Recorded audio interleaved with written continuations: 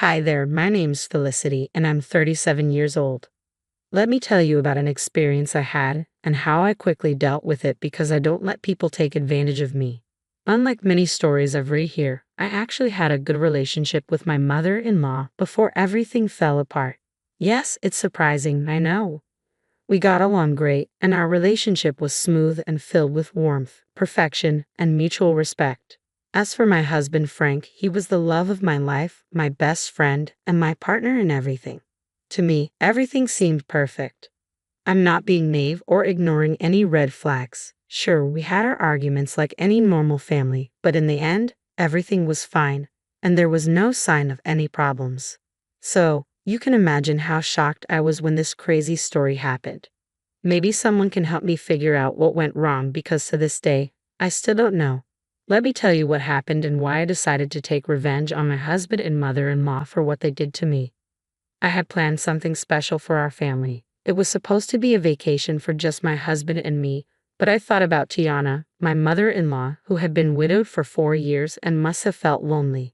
So, I decided to include her in the vacation plans. I mainly pay for everything: accommodation, meals, and activities, while my husband and Tiana covered whatever else they wanted. But essentially, I was paying for everything. I wanted to treat Tiana and Frank to a once-in-a-lifetime vacation in Spain. The thought of strolling through the vibrant streets of Barcelona, enjoying delicious tapas, and basking in the Mediterranean sun filled me with joy. I thought it would be a wonderful opportunity to create lasting memories and deepen our bond. When I presented the idea to them, they loved it too. I meticulously planned every detail of the trip, from the charming boutique hotel overlooking the stunning coastline to the exciting flamenco dance performance we would attend together. The excitement was palpable, and I couldn't wait to surprise Tiana and Frank with this grand adventure. Little did I know that the events awaiting me would shake my trust and shatter the illusion of our perfect little bubble. I was about to embark on a journey that would forever change my perception of family loyalty and the depths of human deception. But let's not get ahead of ourselves. Allow me to take you back to that fateful day when our dreams of Spain were still full of hope and promise. I stood in the living room, holding the plane tickets tightly in my hands, a big smile on my face. Frank, Tiana, gather round. I have a surprise for both of you. They exchanged puzzled glances, curiosity written on their faces. Tiana, with her wise eyes, tilted her head slightly. What's all this excitement about, my dear?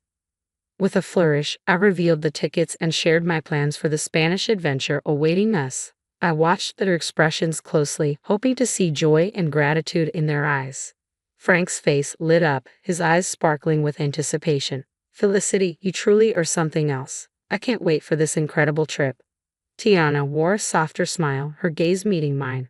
Oh, my sweet Felicity, you've truly outdone yourself. This is a gift beyond measure. I'm deeply touched. At that moment, my heart swelled with pride and contentment. Their reactions validated the love and effort I had poured into this surprise. I thought this vacation would be the glue that bound us even tighter, creating unforgettable memories and strengthening the bonds that already seemed unbreakable. But as you might have suspected, this story takes a dark turn. Beneath the surface of our seemingly perfect relationship, a web of deceit and betrayal was waiting to catch us. When the truth came out, it tested the limits of forgiveness and family bonds. We boarded the plane for our 2-week adventure with high hopes. The first week was magical. We enjoyed paella, explored historic landmarks, and danced to flamenco music. Laughter and joy filled the air, and I believed our bond was unbreakable. However, a storm was brewing. On a sunny Monday morning, I woke up to an empty hotel room. Confusion and unease gripped my heart. I frantically called my husband and Tiana, but their phones were silent. There were no notes, bags, or signs of struggle, just an unsettling silence. It felt like I had booked this trip for myself alone. Minutes felt like hours as questions flooded my mind. Had they gotten lost? Had something happened to them? But the lack of evidence suggested otherwise. A chill ran down my spine as I reluctantly accepted the truth. I was left alone in a foreign land. Just as despair threatened to consume me, my phone buzzed with an incoming call. It was Tiana. Relief washed over me, mixed with confusion and hurt. How could she leave without a word? With trepidation, I answered the call. Tiana, where are you? What happened? Her voice, tinged with resignation and frustration, didn't sound like the sweet lady I knew. It was colder. Felicity, I thought I should at least call since you kept blowing up my phone. Sorry for disturbing you. I was just wondering where you two went. Your bags aren't here. I was concerned something bad happened. Her next words, said with chilling indifference, shook me to the core. We left you. But why? What happened? I'm sorry, but I couldn't bear to spend another week in your company, so I had to leave. What are you talking about? Did I do something wrong? Yes, I mean, how could you be so dense? Dense? Excuse me. You sprung this trip on me, practically forcing me to go with you. I just couldn't remain disingenuous any longer. Let me be clear, Felicity. I do enjoy your company. Sure, we can spend a couple of hours together at family events, but 2 weeks. I tried to be civil and endure it, but I could only manage 1 week before I lost my mind. I'm sorry, but Frank and I are heading to the airport. We can't be around you any longer. Shock reverberated through me. The revelation struck like lightning, unraveling the trust I had so naively built. How could our bond crumble under unspoken grievances? Questions overwhelmed me. What had I done wrong? What did I do to deserve such harshness? Was there no chance for reconciliation? With confusion and heart-ache, I asked, I didn't know you felt this way, Tiana. And you had no reason to. I always made it seem like things were fine between us. Then why not tell me? Why not sit down and discuss any problems? I can't put my finger on it. You just irk me. That's childish. You can't stand me just because I irk you. Grow up, Tiana. I thought I offended you, but I didn't do anything wrong, did I?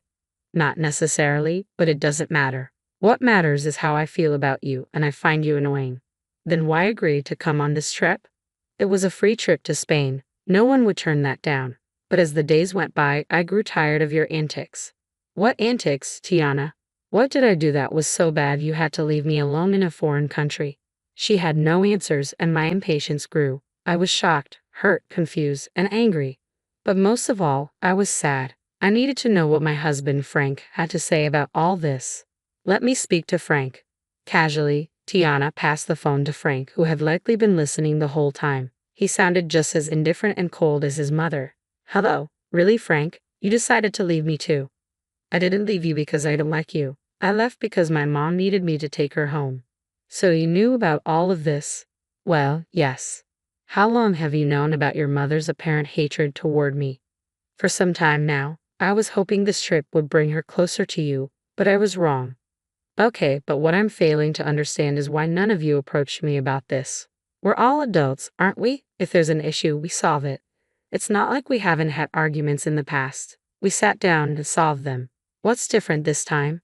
Frank, like his mother moments ago, failed to answer. The only thing I can conclude is that your mother hates me for a silly reason she knows isn't valid. Maybe she's jealous or something. Maybe I have something she can't have, and she knows she can't speak up about it without sounding foolish, so she's beating around the bush. Am I right?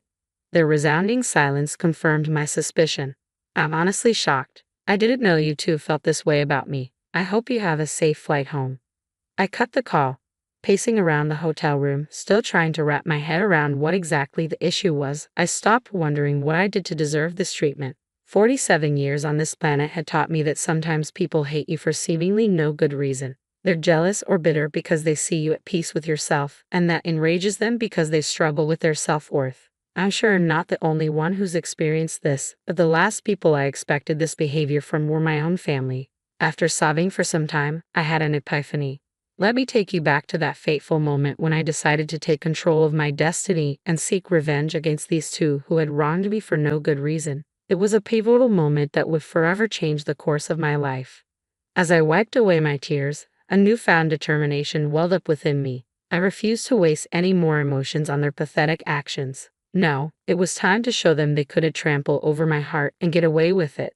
With trembling fingers, I dialed the number of my childhood friend, Arlo. We had been through thick and thin together, and I knew I could trust him with my darkest secrets. After pouring out my heart to him and explaining the painful betrayal I had experienced in Spain, I cautiously asked if he could assist me in my quest for justice. Arlo, always the loyal and mischievous friend, listened intently, his voice filled with a mix of concern and excitement, reassuring me that he had my back. Felicity, my dear friend, you're a force to be reckoned with, and you know you can count on me for anything. So what are you planning to do? Well, Arlo, you know how your construction company always has excess sawdust. Yes, it can be quite a hassle to get rid of sometimes. Well, I think I finally have the perfect use for it.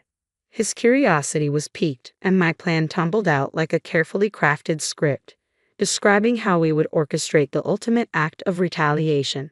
My plan involved delivering bags of sawdust to Tiana's house, infiltrating every corner and crevice, and leaving an indelible mark of chaos and betrayal. Arlo couldn't help but smile at the brilliance of my idea. It was a subtle yet impactful way to remind Tiana of the stress she had unleashed upon my life. Armed with Arlo's expertise and my newfound determination, we set our plan into motion. But how will we get inside the house before they arrive back home? You need to get the spare key hidden under the potted plant on the patio. Then you'll be in. Wow, you thought of everything, huh? I'm not one to be played with. I think I'm reasonable, but if they want to act childish, I'll go even lower. Aita girl. As the hours ticked by, anticipation swirled within me. Arlo assured me the mission was complete, and soon I would witness the fallout of our carefully orchestrated chaos. Then, like a sweet melody in my ear, my phone chimed with a message from Arlo. I eagerly opened the pictures he had sent, and there it was, a sight to behold. Tiana's once pristine home now resembled a post-apocalyptic wasteland, drowned in a sea of sawdust. Every nook and cranny had been touched by our mischievous hands. It was a scene straight out of a surrealistic painting, an embodiment of the chaos that had unfolded in our lives. I called Arlo, and his laughter echoed through the phone. I couldn't help but join in. It was a cathartic release, a shared moment of triumph against those who had betrayed me. I expressed my heartfelt gratitude to Arlo, acknowledging his willingness to tread the path of mischief with me. He simply said, "Naughty can be so satisfying." As the clock ticked away, I could feel the tension building within me. How would Frank and Tiana react when they walked through the doors of their once beloved home? The anticipation was almost unbearable, a heady mix of nerves and vindication. I couldn't help but relish the thought of their bewildered faces and disarrayed emotions. Hours later, my phone erupted with frantic energy. It was Frank, his voice laced with panic and disbelief. He described the scene that awaited them, the sawdust-covered house that stood as a testament to their betrayal. My heart danced with wicked delight as I listened to his exasperated voice. At that moment, I knew the message had been received loud and clear. Their actions had consequences, and the chaos they had sown had come back to haunt them. Frank's panicked words were like sweet music to my ears, a validation of the power I had reclaimed. "Felicity, it's just awful. Mom is in hysterics." I decided to reveal the part I had played in this. "It serves both of you right. How could you leave me here alone without a valid reason?" "Wait, Felicity, was this your doing?" The wailing and panic I heard in the background stopped. Suddenly, I heard my mother-in-law say, "Give me that," before shouting in my ear, "Did you do this? How could you do this to us?" "I have no idea what you're talking about. Have you considered that this is just your karma?" "Oh, come on, Felicity, we all knew it was you. Who else would have access to my home?" It's very easy to break into someone's home nowadays, Tiana, especially if you don't have any security cameras installed. Which, by the way, you should seriously consider doing to prevent things like this from happening again.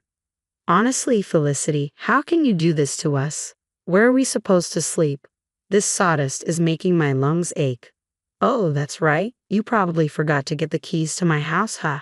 Well, that's a shame. I'm guessing you two are going to have to stay in yet another hotel. But for how long? Until I decide to come back from my vacation, I guess. I mean, I pay for 2 weeks, and who knows, I might feel greedy and decide to extend my stay. Frank then took the phone from Tiana as she began to bawl once again, mourning her ruined furniture. "Felicity, this was foul. How could you do this? I don't know why you're assuming I had anything to do with this. How could I? I'm currently relaxing in the hotel jacuzzi." I held back my laughter as the two of them were clearly confused about what had happened. Even though they suspected I had something to do with it, which I obviously did, they didn't have any solid proof. So I basked in the glory of knowing they were frustrated with nowhere to direct their anger. As I bid Frank farewell on the phone, a sense of contentment washed over me. I had taken control of my narrative, leaving them to grapple with the consequences of their actions. I know what I did was quite foul and even dangerous, considering how old Tiana is. Spending even one night in that house could lead to serious health consequences. but I knew they wouldn't dare dream of staying there. It was too savage to be habitable. They just had to rely on staying in a hotel a little longer. Because I didn't want my money to go to waste, I stayed that extra week in Spain, enjoying the culture as I intended. Meanwhile, my husband and mother-in-law were undoubtedly worried, trying to find a cleaning company to take on such a daunting task. I didn't know how long it would take to get the house professionally cleaned, but I knew that in the meantime, my mother-in-law would have to stay with us in my home, and I knew she would just be irritated the whole time since she apparently couldn't stand my company. This should serve as a reminder to all of you. Some people need to learn the hard way. If you can dish out your own justice, then by all means go ahead and do it. Really give people something to be mad about.